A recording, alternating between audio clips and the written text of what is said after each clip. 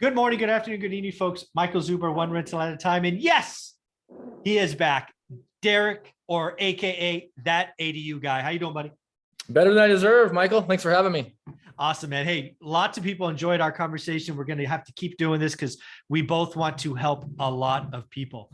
I remember your conversation last week. You want to help 1 million people understand the value of ADUs. So I thought that was a pretty amazing goal. Yeah. Thank you. I know it's a large goal, but I plan to live a long time. And with science, who knows how long we're going to live. But one thing to tie into that note is I was doing some research recently, and 12% of all plans in the last quarter pulled in California were accessory dwelling unit related plans. And that's huge. Some of the Bay Area markets were 20 to 30% of plan pulls had to do with JADU or ADU. So like it or not, the ship is turning. Yeah, no, I think that is something that is important in California, especially the Bay Area, where housing is such a big need. So ADUs are a big deal. So one of the things we closed on the episode last week was you have 3 designs that you give away. And go ahead. Oh yeah, I do. I've got 3 plan sets that are a really good tool for somebody who is just looking into the idea. I mean, everybody that sees one wants one. Everybody that hears the strategy wants to at least consider it. And part of the process that keeps it from conception to crossing the finish line and getting a certificate of occupancy that's really hard is like the planning, siting, design process. And it's so hard right now to get anybody to call you back. Like try to call a designer. They might call you back in 6 months. Yeah, exactly. And the free plan set idea isn't like, hey, this is the coolest drawing you've ever seen and it'll fit right in your backyard and match your house. That's not the point. Right. The point is, here are 3 middle of the road, affordable accessory dwelling units, a 1-1, a 2-1, and a 1-1 over garage. And that tool is used to start your journey mentally and financially of what it's going to take and how much it's going to cost. Yeah, I think this is really interesting because this is something I did not have when I started this journey, right? Because again, I've been very clear. One of my goals for the year, frankly, is to actually complete my first ADU edition. And as you just kind of highlighted, I didn't know where I was. So I used a personal relationship to get introduced to an architect. So I jumped right to the front of the line. And his first question to me was, well, what do you want? I'm like, well, what can I have? And if I remember the conversation correctly, it was 6 months ago. So who knows? I think he told me it was 1,200, maybe it was 1,250 square feet. And I'm like, well, I want one of those.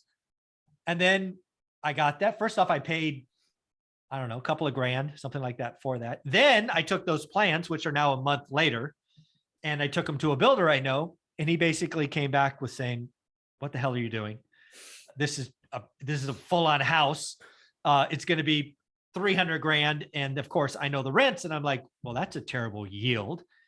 And the builder's like, Michael, what you need to do is go do your math on what would be the most efficient. So I wasted my first 2 grand and probably 2 months of time at this point, go back to the architect and go, I need a 2-bedroom, 1 bath, about 650 to 680 square feet, or 1.5 bath to be clear, because that was going to give me my best yield, right? I did the thing that I teach all the time, go calculate the yield, figure out what the best use of my money is. And that was the answer. If I would have had your plans, I could have taken them to the architect and figured out a lot more and saved $2,000 in now 2 months of time. So I like the fact that you give these away. Yeah, great. No, those are great points. That's what we're looking to do, is avoid the cost, time, and confusion that you just described. Yeah. And again, folks, so let's just give your email out here. We will do it again later. We'll put it in the show notes. How do you want people to reach out to you saying, hey, I want to get a taste of those free plans? Yeah, so thataduguy.com. You can look me up there. That's got a link to everything that I am. I'm that ADU guy everywhere you look. And these are on the resources page of my website. And you can also reach out, call me. I had a bunch of your listeners, a lot of your listeners email me and call me. You know, I always say this, if you reach out to me, like, I will take your call. Just make sure you're ready to take action.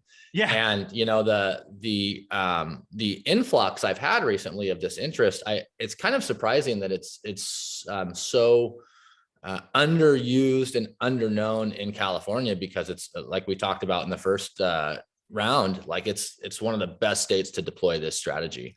Yeah, and if you haven't researched California on ADUs, it actually, I think there's like two things that Gavin Newsom had done in his tenure. And again, he's not our governor, he's our king because he has special emergency powers at this point that he's done that I'm like, hey, that's a good idea. So ADU is one of them. It actually came out in 2020 before the pandemic. It just got lost in all of the noise. But yes, King Newsom does get credit for ADU. So I gave him that one. And I think there's another one he did somewhere that I was like, okay, King, you're okay with me. But anyways, ADUs in California, big deal. Bay Area, big deal. LA, big deal. Lots of places, it's a great idea. High expensive areas. Again, that ADU.com, correct? That ADU guy. Oh, that ADU guy, sorry, .com. If you want to go to resource tab. Again, I think ADUs are very interesting. Back to my experiences, you can take these designs, figure out costs, and then go back and do your math, because it should always be about how am I using my capital the best? And I made the mistake that the best use of my capital was not a full-on 1,250 square foot or 1,200 square foot house. It was something roughly half that size. Do you see that as being pretty common out there? All day long. Yeah, all day long. Great points. Obviously you're a pro, you know that. But what we'll talk about real quickly is that we want to design this with a couple things in mind. First and foremost, in my opinion, is the end user. Who is my client in this? And the area that I live in, the market that I live in, there's a lot of young professionals. There's a lot of teachers and nurses that want to live alone. They're probably just out of a long-term relationship, but they're not ready to get married and have kids. That's who I build for. I know what square footage they want. I know what they'll pay. So bedroom count is usually the biggest creator of income generation for rents. That's what drives rents, not size. Exactly. So a 1-1 that's 400 square feet might rent for $1,000 in Fresno, and a 1-1 that's 1,000 square feet is not going to rent for $2,000 in Fresno. No. So it's really important to know what your end user is, what they can afford, and then back into that and bedroom count.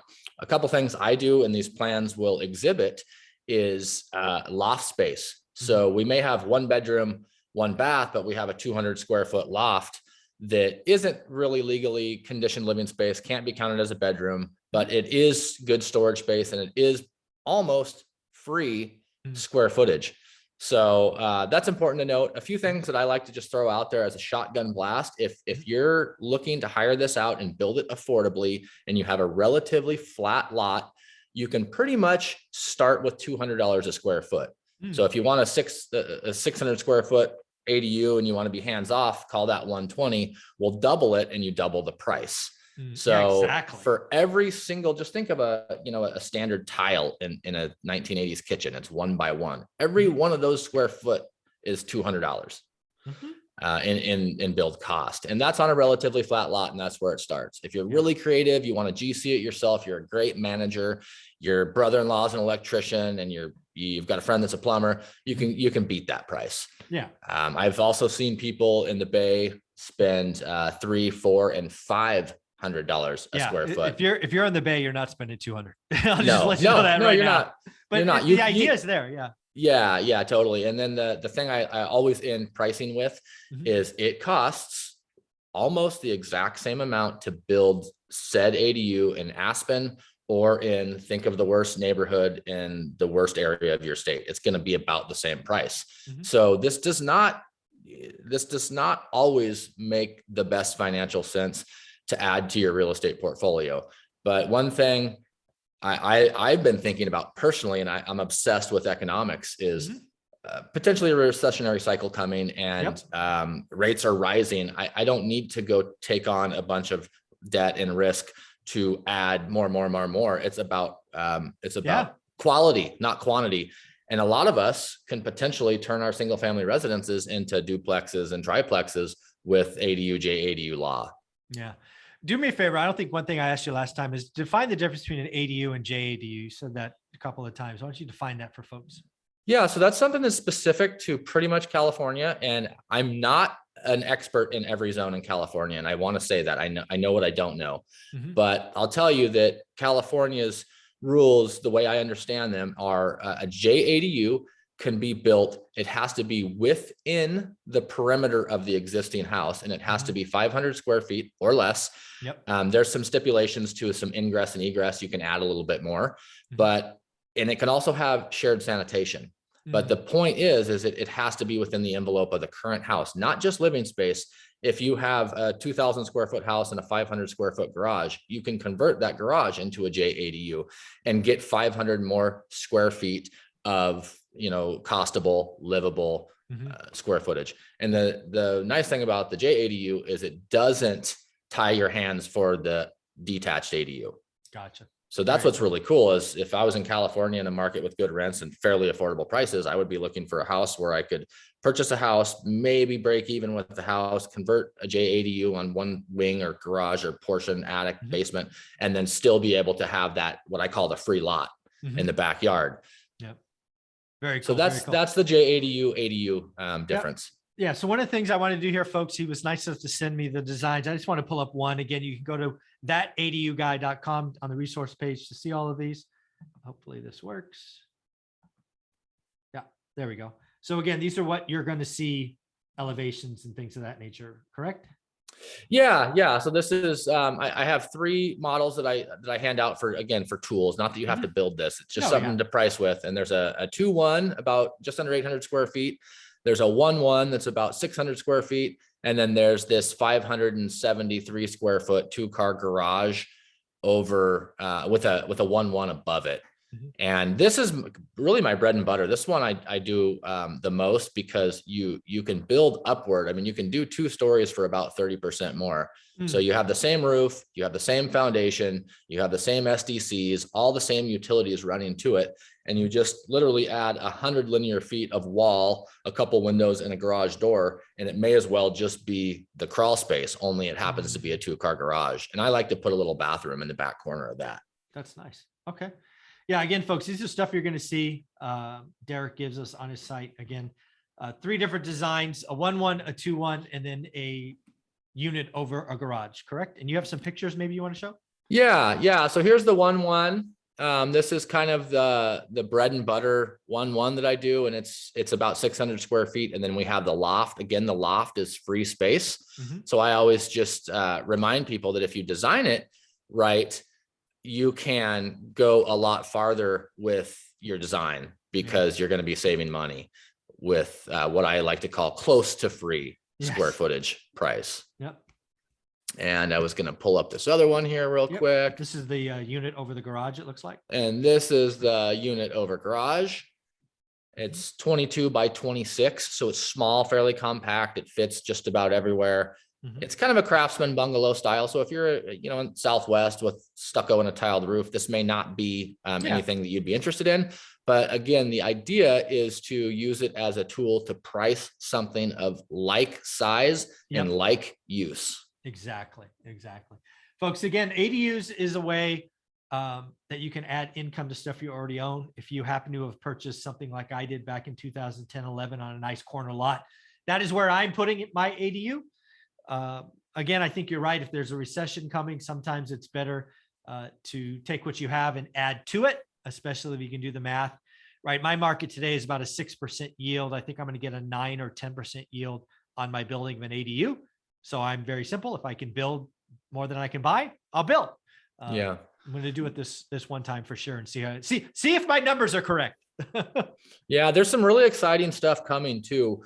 The current administration in Washington, whether we like it or not, we're not going to get political here. We're just going to say that there is a gigantic push, a lot of money and a lot of brilliant planning minds and financing minds looking at how to make this more attainable from the financial side. So Fannie Mae has a product they're working on right now that is going to finance, I don't know exactly, I want to say 95% finished value of these. We're also looking at new lending regulations that will count rental income on a built or unbuilt ADU towards your DTI of the funding, like we would look at maybe a more multifamily in a commercial setting. Yeah. So there's all these tools that are coming to make this easier. The question I get most from investors that not are hating on the idea, but are just like, hey, it doesn't make sense. You basically need to do this with cash. And it's like, well, does that mean that the BRRRR strategy doesn't work? Does that mean that the buy a distressed property doesn't work? Like it's the same exact principles. Absolutely. And then I always also like to add that the more equity we leave in these deals, the more we're going to thank ourselves later. So if you're about scaling and building these for free, or burning all your money out of them, or refining out and having no money in the deal, like this may not be the strategy for you. And you'll probably be thankful for that. Yeah. What I got to say about over leverage is it works really well in a market that's like this. It doesn't work well in a flat market, and it certainly doesn't work well in a down market. You will go bust. So again, I don't preach it. I don't talk about it. I'm very conservative. Yeah, this is so much fun. I love the fact that you're giving back. Again, where do you want people to go if they want to get these? ThatADUguy.com, or just reach out to me, ThatADUguy@gmail. And I talk ADUs all day long to anybody that'll listen. Again, I plan to have some tiny bit of influence on 1 million ADUs in my lifetime. There you go. And that's going to happen one at a time. I mean, you know how hard it is to help 500 people hit freedom. This is obviously a lofty goal, but ADUs are a thing of the future, and they're here to stay. And please reach out. If you do, though, be ready to take action. There you go. Thanks, buddy. Thanks, Derek. Yep.